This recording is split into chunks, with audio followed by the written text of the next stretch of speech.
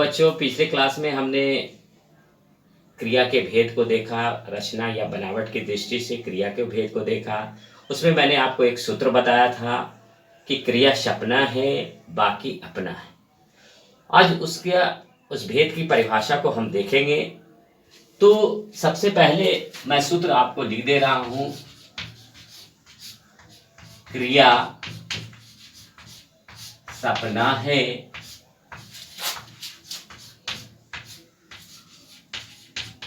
बाकी अपना है। अब हम स से देखें। हमने आपको बताया था पहला नंबर सामान्य क्रिया,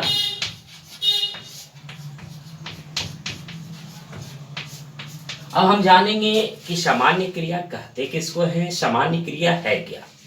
जब वाक्य में एक क्रिया हो तो उसे हम कहते हैं सामान्य क्रिया। जब वाक्य में एक क्रिया हो तो हम उसे कहते हैं सामान्य क्रिया। जैसे राम पढ़ता है, सीता लिखती है। इस वाक्य में आपने देखा कि क्रिया एक है, पढ़ना, लिखना। तो ऐसे वाक्य जो है, ऐसी क्रिया जो है, वो सामान्य क्रिया कहलाते हैं। फिर से इसकी परिभाषा को आप देख ले। जिस वाक्य में एक क्रिया हो, जिस वाक्य में एक क्रिया हो तो उसे हम कहते हैं सामान्य क्रिया। अब हम दूसरा देखेंगे, सहायक क्रिया।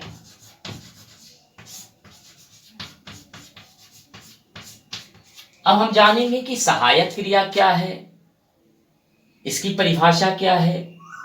तो मुख्य क्रिया के अर्थ को स्पष्ट करने में जो क्रिया सहायक होती है, मुख्य क्रिया के अर्थ को स्पष्ट करने में जो क्रियाएं सहायक होती हैं, उसे हम सहायक क्रिया कहते हैं। फिर से सुन ले।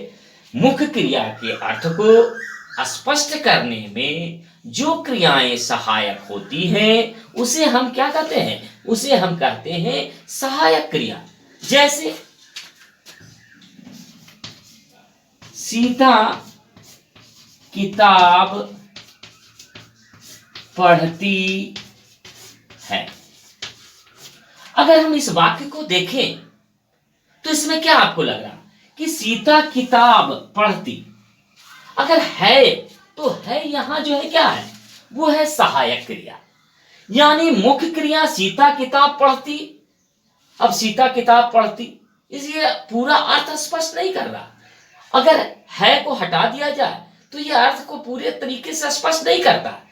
लेकिन अगर हम है लगा देते हैं तो वाक्य जो है सुंदर हो जाता है और उसका अर्थ जो है अच्छे तरीके से स्पष्ट होता है। तो इस तरीके की क्रियाएं जो है वो सहायक क्रिया कहलाती हैं। इसमें जैसे है, था, हूं, हो, ये सारी क्रियाएं जो है सहायक क्रिया कहलाती हैं।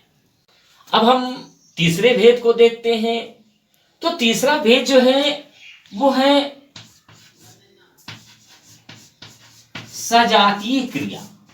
क्या है? सजातीय क्रिया। अब हम इसकी परिभाषा को देखें कि सजातीय क्रिया है क्या, सजातीय क्रिया कहते किसे हैं। तो जिस वाक्य में, ध्यान से सुने, जिस वाक्य में कर्म और क्रिया एक ही धातु के हों, जिस वाक्य में कर्म और क्रिया एक ही धातु के हों, उसे हम कहते हैं सजातीय क्रिया।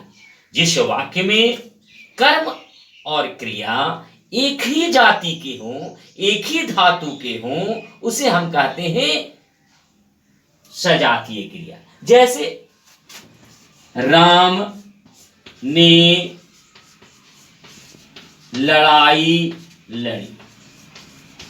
अब देखिए, लड़ाई और लड़ी दोनों एक ही धातु के हैं। लड़ाई और लड़ी जो है दोनों एक ही धातु के हैं, इसलिए यह क्रिया जो है सजातीय क्रिया कहलाती है। अब और भी अन्य उदाहरण देखें।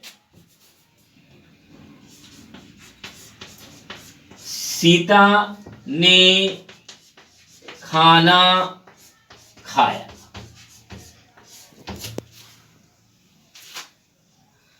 अब सीता ने खाना और खाया, तो यहां लड़ाई जो है क्या है?